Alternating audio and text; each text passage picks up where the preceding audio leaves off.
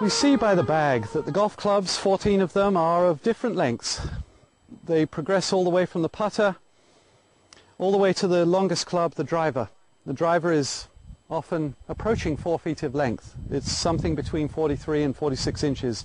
The putter, anything from 32 to 35 inches of length. As the club gets longer, the ball is positioned differently.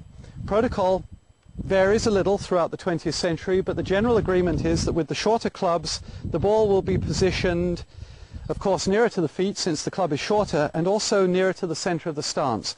It was not at all uncommon at the beginning of the 20th century to have the ball even move further right of center. It was, of course, not wrong to suggest either that as the club got longer, progressively the ball would move more toward the left foot as well as farther from the feet, so that with a wood, the ball might be positioned as much as over by the left instep, particularly with the driver. That progressive variation of the ball position through the swing from the center to the left foot is appropriate. The responsibility of that ball position in the way we hit the ball is greater and more considerable than we think. It's a popular notion in golf instruction that it's the same swing for every club in the bag. Now, to a great degree, it's true. Certainly if you watch a champion swing, first hitting a driver and then a wedge, the swing will look fundamentally the same. The question that need then, though, be asked is, yes, but did that champion need to do things differently and arguably feel different to make it look, to we the observers, the same? My argument is yes. He needed to feel and do things differently to migrate from one long club to a short one and have it look the same to us. Here's how this is influenced. With a short club, the ball is near the feet, further back in the stance, somewhere toward the center, maybe even to the right of center. Just the act of putting the club behind the ball tends to bias the body into the shapes that I've advocated. By contrast, when we hit with a wood, the ball is positioned over by the left foot more. I have a 3-wood here. The ball is more toward my left instep. We go through the preliminaries, tip over and crouch, and walk up to the ball, and with the ball opposite the left foot, put the club by the ball wrong.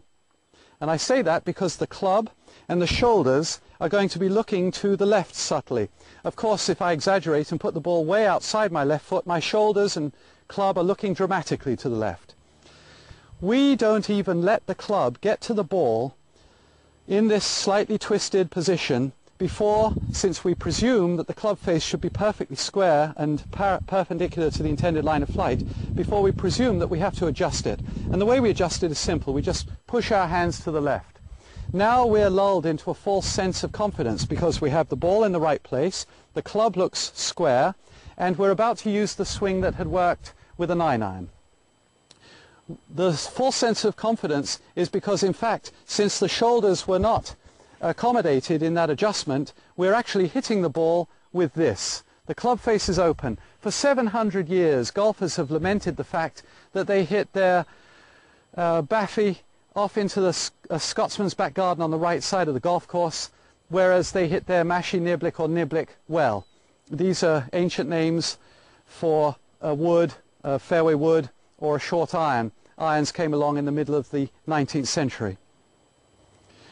To overcome this discrepancy without simply just chuckling and saying it's a function of the length of the club and the straightness of face and greater likelihood of side spin and magnification of difficulty making good contact, but to actually take responsibility for this more appropriately to what we see on the TV, where the champions clearly can control their woods quite well.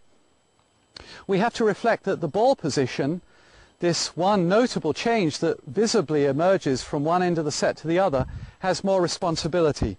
Here's how we fix it. We, of course, go through the preliminaries. We do put the ball by the left foot. We tip over, crouch, and walk to the ball and put the club by the ball looking briefly wrong. It'll be looking to the left, as are our shoulders.